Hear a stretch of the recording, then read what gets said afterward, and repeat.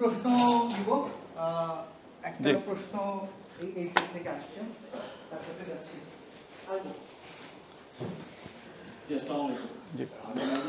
আমি মানে background specific background আমার 2018 সাল থেকে একটা কৃষি খামার আছে 60টা গরু নিয়ে তো আমার যেটা মানে প্রথম কোশ্চেন আর কি সেটা হচ্ছে যে আপনি যদি আমাদের অডিয়েন্সটা দেখেন 50% লেস তা আমাদের জেনারেশনের কনসিস্টেন্সি আসলে সবকিছু অনেক কম কৃষি নিয়ে সবার যে যেমন আমার ব্যক্তিগত আমি টেকনিক্যাল ব্যাকগ্রাউন্ড হইলো কৃষি নিয়ে আমার যে আগ্রহটা কি করলে আসলে আমাদের জেনারেশন বুঝবে যে before going to technical person আর আমি মানে কোনো কিছু নিয়ে বিপ্লব করতে গেলে আমার কৃষি আগে পেট চালাতে হবে আমরা মানে এত আলোচনা হচ্ছে এরপরে আমরা যে আবার সে খাবো সো খাবারের প্রতি কিভাবে আমাদের জেনারেশন জেড বা বর্তমান জেনারেশনকে কিভাবে উদ্বুদ্ধ করা যায় আচ্ছা আসার কথা হচ্ছে অলরেডি কিন্তু অনেকটাই উদ্বুদ্ধ আমি নিজে ফ্রন্ট এন্ড ডিজাইনার ওয়ার্ডপ্রেস তো আমাদের তো এদিকে আসার কথা ছিল না আপনারও আসার কথা ছিল না এসি রুমে কিন্তু ভালো অনেক রোদের ভিতরে কাজ করা খুব মানে অনেক পরিশ্রমের কাজ প্রচুর মানুষ বা মানে গত 30 বছরে মানে গত 1 বছরে 2,34,000 কৃষক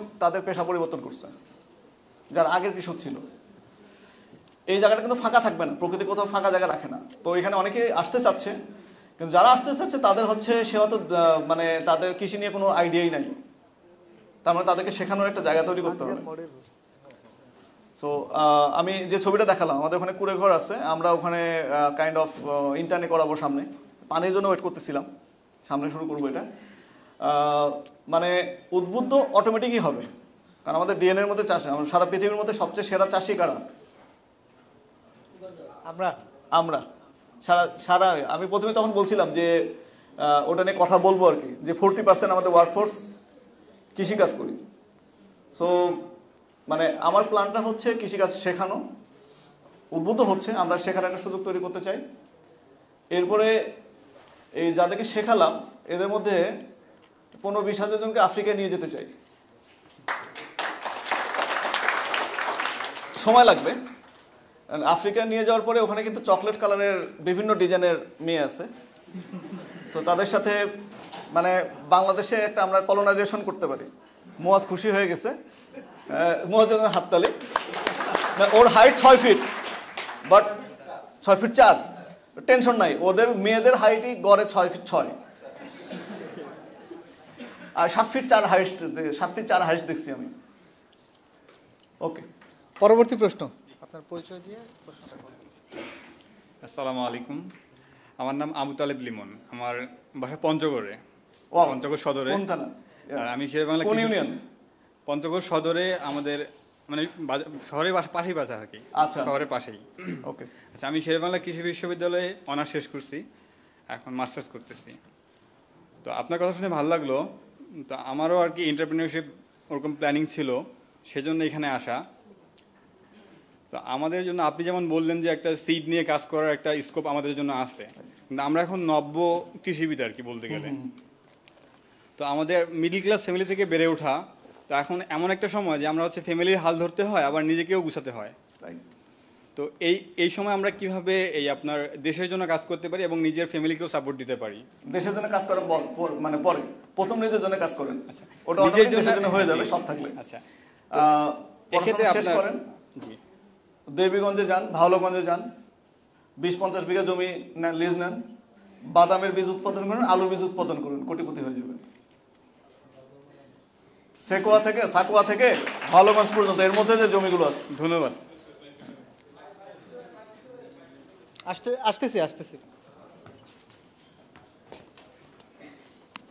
আসসালামু আলাইকুম আমি নাইম মোল্লা আমার একটা প্রশ্ন ছিল মাছ চাষ নিয়ে আপনারা দেখবেন যে এখন গ্রাম পর্যায়ে যে জমিগুলোতে ধান চাষ হতো ধান চাষে বাদে অন্য সময়টাতে সবাই মিলে একসাথে লিজ প্রকল্প করে মাছ চাষ করে এবং বেশিরভাগ হচ্ছে গ্লাস কাপ কাতল বা এই ধরনের মাছ থাকে আবার পুকুরেও অনেকে মাছ চাষ করে কোন জেলা কোথায় এটা বরিশাল জেলাতে আচ্ছা বরিশালে মানে প্রচণ্ড আমাদের গ্রাম পর্যায়ে প্রচণ্ড এই মাছের প্রকল্প হয় যে আমরা ধান চাষ করবো একটা সময় বাকি সময়টা পুরো সবার জমিকে একত্রিত করে ভাগাভাগি করে মাছ চাষ করে তো সেখানে অনেক পলিটিক্স থাকে বাট মাছ চাষটা হয় তো এই যে ধান চাষের পাশাপাশি বাংলাদেশে মাছ চাষটা কীভাবে বাড়ানো যায় কিংবা যারা তরুণ আছে আমাদের হয়তো বা অনেক বেশি জমি আমরা লিজ নিয়ে কাজ করতে পারবো না, ছোট ছোট পুকুর আছে আমাদের নিজস্ব অর্থায়নে আমরা কাজ করতে পারি, এই পুকুরগুলোতে মাছ চাষ আচ্ছা, কিভাবে করে? মোটামুটি পরিষ্কার, সরি এটা করলাম। আচ্ছা, বাংলাদেশে ইটভাটা কতগুলো আছে অফিসিয়ালি? ইটভাটা কে বলতে পারবেন? 10,000। এক একটা ইটভাটাতে বছরে 30 বিঘা জমির মাটি লাগে।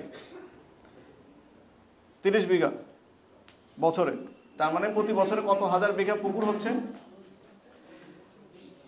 3 ফসলি 2 ফসলি বা 1 ফসলি জমি হলেও সেখানকার মাটিগুলো কেটে ফেলা হচ্ছে। কত ফিট করে? 30 ফিট গভীর করে। 30 ফিট গভীর করে যে মাটিটা কাটা হচ্ছে, এই পুকুরে কি বাণিজ্যিক মাছ চাষ করা সম্ভব? সম্ভব না। 6 ফিট ম্যাক্সিমাম, 8 ফিট ম্যাক্সিমাম। কাজে ওইখানে গত 10 বছরে কত হাজার বিঘা নতুন পুকুর হয়েছে, সরি কত লাখ বিঘা নতুন পুকুর হয়েছে। আমি মাছ চাষের ভবিষ্যৎ খুব বেশি ভালো দেখি না বাংলাদেশে, এটা আমার ব্যক্তিগত, হইতে পারে কোনো এলাকায় ভালো। পাঙ্গাসে কিন্তু এই এই সিজনে 40 টাকা পার কেজিতে লস দিচ্ছে ময়মনসিংহে। দেওয়ার কারণটা হচ্ছে আগে, আচ্ছা বাজারে যান নিয়মিত, গত 8 বছর বাজারে যান কে কে?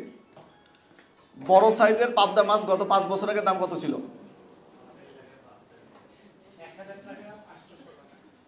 ওই সাইজের পাবদা এখন কয় টাকা? ইনফ্লেশন হয়েছে তো, টাকার দাম তো 1.5 গুণ বাড়ছে। তাতে 800 টাকার পাবদা মাছ কত টাকা হওয়ার কথা ছিল? 1200, 250 কেন হলো? নো, আমাদের উত্তরবঙ্গ বা ভারতের বর্ডার সাইডে যে পুকুরগুলো আছে, এই পুকুরের পাবদাগুলো সব ইন্ডিয়ায় চলে যেত। পাকিস্তান আমরা যেমন আমাদের পাট ওদের ওখানে চলে যেত, গিয়ে ওখানে রিব্র্যান্ডিং হয়ে করাচির পাট হিসেবে সারা পৃথিবীতে চলতো। আমাদের পাবদা ভারত নিয়ে যেত, ওখান থেকে এক্সপোর্ট হইতো। ওরা যখন অনেক কাস্টমার কালেকশন করে ফেলছে, ক্লায়েন্ট কাস্টমার অ্যাকুইজিশন করে ফেলছে, এরপরে ওরা নিজেরাই কিন্তু মাছ চাষে চলে আসছে। ওদের জমি সস্তা, ওদের ওই সরিষার খৈল আছে না, আমাদের হচ্ছে 28,000-3,000-3200 টাকা বস্তা, 50 কেজির বস্তা। ওদের ওখানে 800 টাকা বস্তা, 900 টাকা বস্তা। ওর সাথে প্রাইসে কেমন পারবে ইন্ডিয়ানদের সাথে? সো ওরা আমাদের পাবদা নিয়ে গিয়ে প্রথমে বাজার সৃষ্টি করছে, বাজার সৃষ্টি করার পর ওরা নিজেরা পুকুর করে এখন নিজেরা করতেছে। কারণ আমরা যেটা উৎপাদন করছি সেটা কিন্তু আরো এক্সপোর্ট ওদের ওখানে পাঠাতে পারছে না। তো এত যে পুকুর নতুন হয়েছে, এই যে এক্সট্রা উৎপাদন মানে অতিরিক্ত উৎপাদনটা হচ্ছে, অতিরিক্ত বাজারে যখন যোগান বেড়ে যাবে তখন কি হবে? ইট ভাটাগুলোর কারণে এই যে মাটিগুলো যাচ্ছে এবং টপ সয়েল যাচ্ছে, সবই টপ সয়েল। একটা টপ সয়েল তৈরি হতে 10,000 বছর লাগে, উপরের উর্বর জমিটা। এইখানে কিন্তু ভয়াবহ অবস্থা আছে, খুবই ভয়াবহ অবস্থা। আমাদের ইট ভাটাগুলো বন্ধ করা দরকার। আর মানে সাথে হচ্ছে এই যে ব্লক যেটা বালি সিমেন্ট, ওইটার দিকে যাওয়া দরকার, ইমিডিয়েট বন্ধ করা দরকার। এদিকে কেউ প্রশ্ন করছে? ভাই ক্লিয়ার কি? আসসালামু আলাইকুম ভাই, আমি হাবিবুল বাশার। যদি আমি ইঞ্জিনিয়ারিং ব্যাকগ্রাউন্ড, কিন্তু ভাই আমার প্রশ্নটা হচ্ছে যে আপনি আপনার আলোচনার মধ্যে বললেন যে মানে আমরা যে খাবার খাই, মানে পেট পুরে খাবার চেয়ে পুষ্টিগুণ খাবারটাই সবচেয়ে বেশি ইম্পর্টেন্ট। কিন্তু ভাই আমরা তো খাইতে বাজারে গেলে দেখি প্রত্যেকটা খাবারের মধ্যে ঝামেলা, বিভিন্ন কেমিক্যাল, যেটা আমি এখন নিজে বুঝতেছি। মানে খাবার খাওয়ার আমার অনেক সমস্যা হচ্ছে। এখান থেকে বেরিয়ে আসার কোনো ইয়ে আছে, কোনো সম্ভাবনা আছে? আমি তো দেখছি বিগত কয়েক শতাব্দী তো আমাদের বেরিয়ে আসার কোনো সম্ভাবনা দেখি না আমি। যে একটু যুদ্ধ করতে হবে, যুদ্ধ করতে হবে। জিহাদ তো বিভিন্ন রকম হইতে পারে, তলোয়ার নিয়ে রাস্তায় গিয়ে মানে গ্যাঞ্জাম করা, ওটাও জিহাদ। এই যে বড় বড় কর্পোরেশনের সাথে ভালো খাবার উৎপাদনের মানে ভালো খাবার উৎপাদন করা, ভালোভাবে সৎভাবে ব্যবসা করে, এটা ইবাদতের মতো আমার কাছে মনে হয়। নিলয় ভালো বলতে পারবে, বা কেউ আলম থাকলে, মেহেদি, ওকে। তো এটা ইম্পর্ট্যান্ট, আমাদের একটু কষ্ট করতে হবে এবং এটা মানে শক্তভাবে এটার সাথে জড়িত থাকতে হবে। আপনি চাইছিলেন না? আমি চাইছিলাম, ভাইও চাইছিলাম।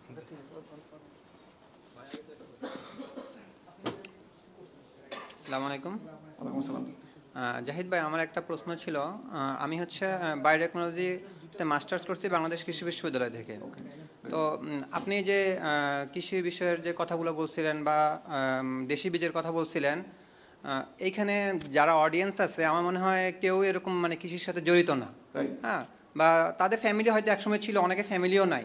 তাহলে এইখানে অডিয়েন্সদের জন্য আপনি কি বলবেন, যারা এখন ধরেন কৃষিতে যাওয়ার জন্য প্রস্তুত না, বা কৃষিতে এখন যাইতে পারবে না, বা অন্যান্য সমস্যা আছে?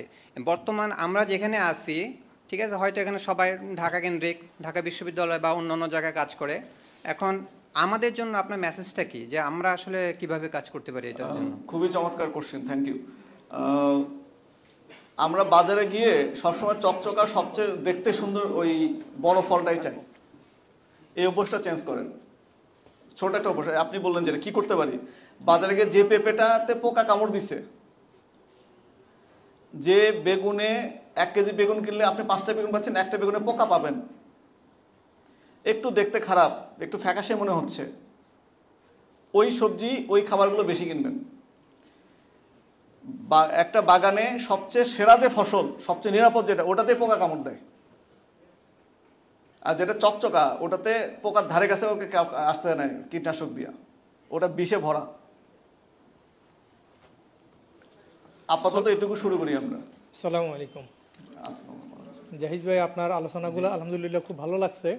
আমার একটা প্রশ্ন সেটা হলো যে আমাদের যে বীজের যে সরবরাহ সাপ্লাই চেন, জি, এই সাপ্লাই চেনের মেজর পার্ট ইন্ডিয়ার উপর আমাদের ডিপেন্ডেন্সি।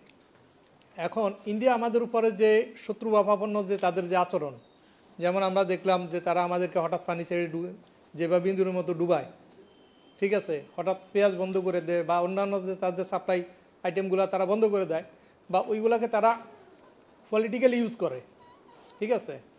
তো আমরা দেখলাম যে তাদের প্রতিরক্ষামন্ত্রী কিছুদিন আগে তাদের সৈন্য সমাবেশে বলছে যে যুদ্ধের জন্য প্রস্তুত হওয়ার জন্য, এবং সেখানে তারা ইউক্রেন রাশিয়া যুদ্ধ এবং ইসরায়েলের যুদ্ধকে ফোকাস করে তারা বাংলাদেশকেও তারা সেখানে করছে।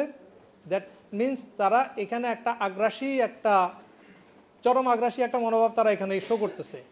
এখন আমাদের যে এই যে বীজের যে ডিপেন্ডেন্সিটা, বীজ না হলে তো উৎপাদন হবে না, এবং তার এই যে মেজর পার্ট আমাদের যে ইন্ডিয়ার উপরে ডিপেন্ডেন্সি, এটা তারা যদি হঠাৎ করে বন্ধ করে দেয়, তাহলে এটার ইম্প্যাক্টটা আমাদের উপরে কী হবে, আর এর জন্য আমাদের অল্টারনেট মার্কেট কোথায়, আমাদের সোর্স কোথায়, যে কোন জায়গা থেকে আমরা এই বীজগুলো আমরা কালেক্ট করতে পারি। কারণ বীজ ছাড়া তো উৎপাদন হবে না, কারণ আমাদের বীজের ভান্ডার যে রেডি করব এটা আমাদের দীর্ঘ সময় লাগবে, স্বল্প সময়ে এটাকে কীভাবে করা যাবে?